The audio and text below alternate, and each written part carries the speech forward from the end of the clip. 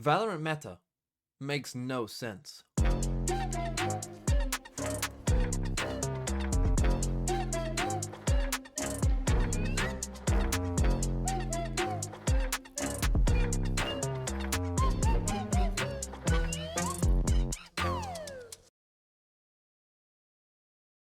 But just before I blow your nips off, do you know this guy? Yeah, that's right. He's Neil Zenio. You may recognize him from such things as the Champs Grand Final, where he led Team Heretics, or the Masters Shanghai Grand Final, where he led Team Heretics. That's right, he's the head coach of Team Heretics, one of the best coaches in the world. And I've got great news for you, because Neil Zenio, alongside Gosu Academy, is running a boot camp where you can learn from Neil Zenio, one of the best coaches in all of Valorant. And you can ask him questions such as, what is Benji Fishy's skincare routine? Are Woot's glasses really real, or are they just a fashion statement? Not only that, there's some masterclasses from former IGLs, T-Dog and Arch, and even a little session by me. That's right, I too will be doing a session in this bootcamp. And not only that, if you sign up for the bootcamp before the 1st of October, you'll get free access to the Gosu Academy as well until the bootcamp is over. Now the dates run from October 19th to the 28th. Don't worry if you can't make every single session, because there will be a VOD of every session that you can go back to later and learn from as well. And so go and sign up in the link in the description or in the pinned comment, and I'll be excited to see you all there, where we can all do some fun learning. Now let's get back to blowing your nips off though, because here's the thing I'm going to talk about today. And it's pick rates of certain agents, because if we come in here to Valorant Champs 2024, you'll see we're going to focus on Neon, because Neon's pick rate 22% in Valorant Champions. But if we come to some of the Ascension tournaments, like this is Pacific Ascension here, 34% for Neon. Here in China, up to 37%, and in Americas it wasn't quite as high at 28%, but still a pretty significant increase. And this makes no sense whatsoever, because if I ask you what agent counters Neon the best, you would probably say, Cypher. And that's the thing, because Cypher's pick rate is above 50% in many of these tournaments as well, which is why this makes no sense from a Neon perspective. We are seeing more and more and more and more Neon now, but Cypher's pick rate is about as high as it could ever be. And from the Cypher perspective, that makes sense. People playing more Neon will play more Cypher to counter Neon. That makes a lot of sense, right? But from the Neon perspective, why are we seeing increasingly more Neon if everyone is in agreement that Cypher is really good on quite a lot of maps, and a lot of maps that Neon is getting picked on? And this, of course, really starts back with the Neon buff. This one as well is wild. So there's two slides. Can you combo the slides together? Like, can you slide into a slide? You can slide into a slide pretty quickly. That kind of 0.2 second buffer that is mentioned in the bottom should prevent, like, things from being too crazy, but you can definitely double slide on someone if you really want to.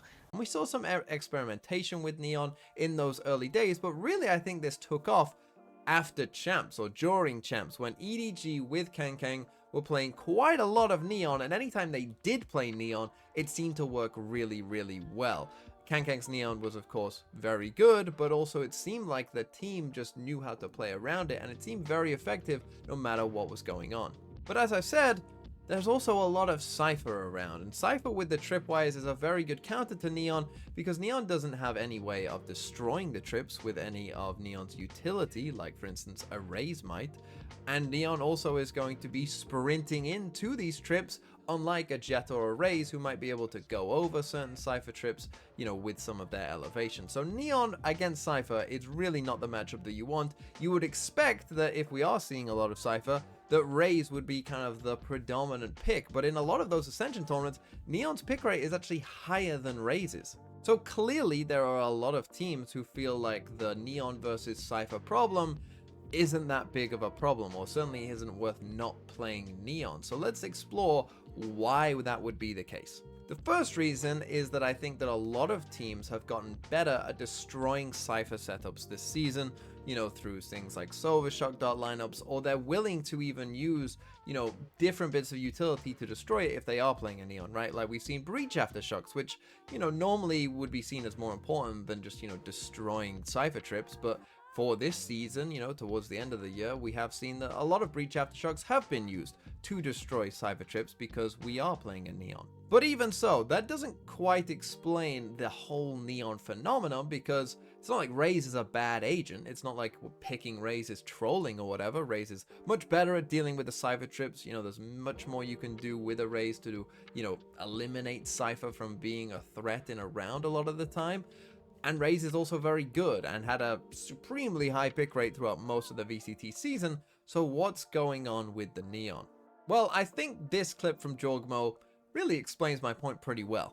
What a connection! Multitude of targets, Paranoia delayed and even misses. No way to follow up onto this one. Loud in shambles in terms of how they want to play this one, and they can't get a hand to Jorgmo! It is pure filth, man! Josh is levering and he's almost pulled the headset off his head. What am I watching? Dude, I mean, I don't know. What am I watching? I don't know. Forget the tactical shooter label. They released Valorant 2! Dude, it's an arena shooter now. Jorgmo's playing Valorant 2! You TF2 fans, we are so back. What is this? He's crushed crazy. so bad, That is man. actually crazy.